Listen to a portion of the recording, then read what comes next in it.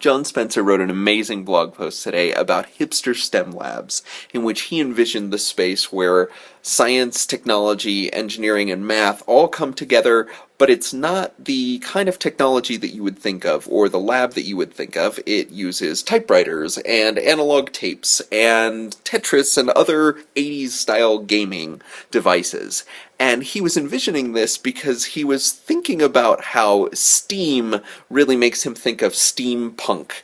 And he was thinking about whether or not this would actually work. Would that hands-on quality of a typewriter, or actually cutting and splicing tape and video together, would that create some sort of different environment? And I really like that idea. I like that idea because it's something that I've always been enamored with, and it is something that I love. You know, the analog sounds and the analog way of sort of digging into something where I don't get to use a digital process to sort of replicate something extremely quickly. I have to go in and do it myself. I have to learn what that waveform looks like and splice it together. It also reminded me of a blog from a while back on pencil integration and what it would be like if we treated pencils like we treat computers, and they were a rare resource and we needed to really focus on PD around pencil integration. And it is strange and it is a farce, but I do wonder at certain points whether or not we would be better off taking a look at very old technologies and understanding them, rather than taking a look at new technologies and only scratching the surface.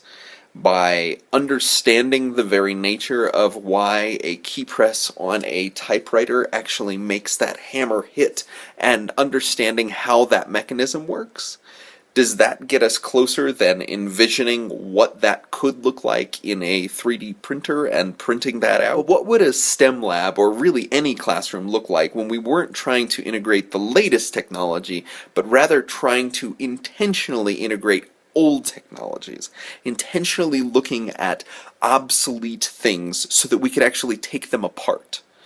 If I introduce a 20-year-old computer into the classroom, I'm not going to be able to connect to the internet, but what I could do is take it apart and not feel bad about having done that. I might be able to learn how to program in Logo, or I might be able to take a look at why these circuits connect together and what makes them special and how they actually work. And I wonder if that process of inquiry, of student-led questioning, would happen more often because they actually were getting their hands into it and taking apart the things that no longer have serviceable value as a piece of new technology, but have a lot of value in understanding the underlying structure for the way in which our technology and our science and our math all works together. And so, while I think he was trying to be a little bit funny, and while I think he was going off on a tangent, I think there's something here.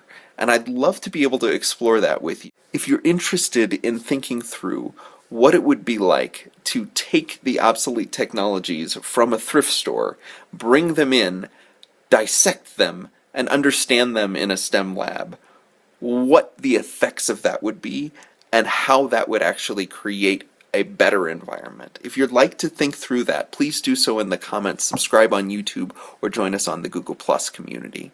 Thank you so much for watching.